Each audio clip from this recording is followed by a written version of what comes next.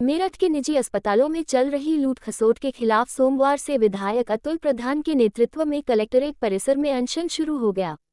विधायक अतुल प्रधान ने कहा कि शहर में चल रहे प्राइवेट नर्सिंग होम आम जनता के साथ लूट खसोट करने में लग रहे हैं, उनके खून पसीने की कमाई को ठगने में लगे हुए हैं। अगर कोई इनका विरोध करता है तो उसके खिलाफ मुकदमा दर्ज कराया जाता है।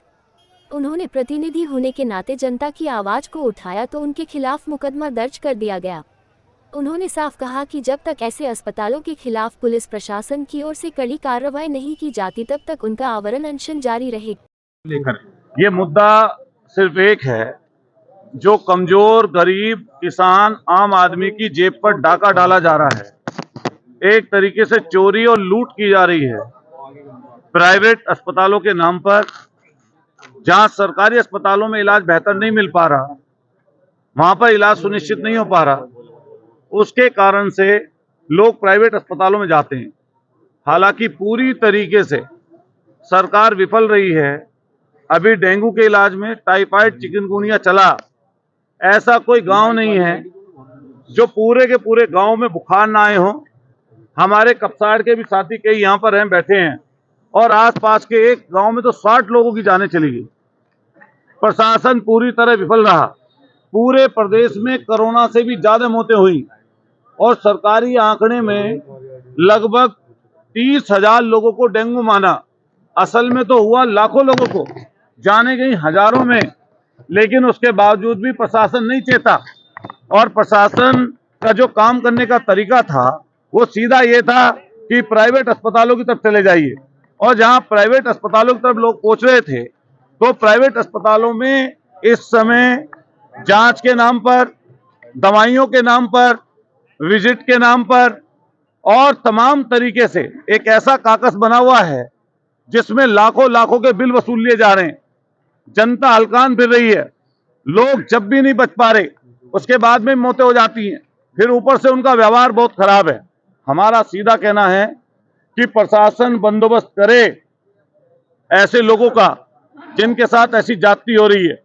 और हम आईएमए के साथियों से कहना चाहते हैं कि हमें और आपको मिलकर जितनी फर्जी लैब चल रही हैं, फर्जी तरीके से अस्पताल खुले हुए हैं, एक डॉक्टर कई कई जगह प्रैक्टिस कर रहा है, एक डॉक्टर के नाम पर कई कई जगह लैब खुली हुई हैं, एक डॉक्टर के नाम पर कई जगह एमआरआई सेंटर खोले गए हैं, एक डॉक्टर के नाम पर कई कई अलग अलग लोग ऑपरेशन कर दे रहे हैं। हम उसके खिलाफ यहाँ पर बैठे हैं और आईएमए के साथियों से हमारा कहना यह है कि आप हमारी मदद करिए इस प्रोग्राम में। और ये आंदोलन, ये जनता का आंदोलन है। ये पूरे मेरठ, फिर प्रदेश और फिर देशव्यापी ये आंदोलन चलेगा। ये आवाज जनता की है और ये जनता की तरफ से हम सभी, चाहे कोई किसी जात का है, किसी धर्म का है, पंथ का है, किसी क्षेत्र का है, क्योंकि समस्या एक जैसी है। और अगर किसी दल का भी है, अभी आप देखेंगे यहाँ लोकदल के साथी बैठे हैं, समाजवादी पार्टी के अध्यक्ष बैठे हैं, भीम आर्मी के अध्यक्ष बैठे हैं, आम आदमी पार्टी के जिला अध्यक्ष बैठे हैं, किसान संगठनों के लोग आए हुए हैं, छात्र नेता यहाँ पर हैं।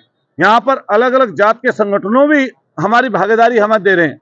मेरा ये आंदोलन, क्योंकि मैं खुद अमर अनशन पे रहूंगा, मैं तमाम साथियों से रिक्वेस्ट करूंगा, पत्रकार साथियों से भी, कि आपने हमारी बहुत इस आंदोलन में मदद की है।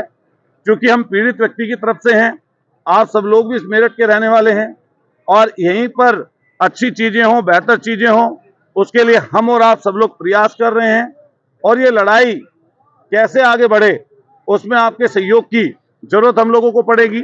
तो मैं आपसे अपनी ईमानदारी, क्योंकि लोकतंत्र में शांतिपूर्वक अपना प्रोटेस्ट करने का अधिकार हम लोगों का है, लेकिन प्रशासन ने मुझे पता चला सुबह ही कि यहाँ पर हम लोग ग्रामीण अंचल के लोगों के लिए पूरी सब्जी बनवा रहे थे, भंडारा, क्योंकि लोग सहयोग करेंगे, भंडारा चलेगा, तो उसको प्रशासन के लोगों ने रोक दिया।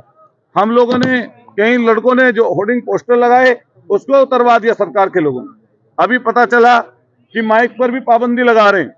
हमने कहा ये अनशन चलेगा, ये आंदोलन चलेगा और जब तक हम में दम है तब तक चलेगा।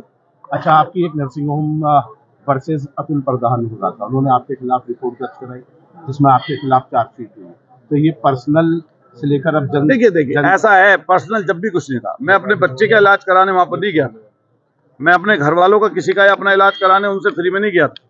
उन्होंने 6 लाख रुपए लगभग का बिल मेरे क्षेत्र के किसान परिवार का, जिसमें 2 मौतें हो चुकी थी पहले, उसका बैठा रखा था। मैं डीएम को, सीएमओ साहब को और क्या नाम आपके पुलिस को बताकर मौके पर गया हूं और मैंने उनसे कहा कि ये आपने गलत बिल कर रखा है, आपने लूट का धंधा खोल रखा है।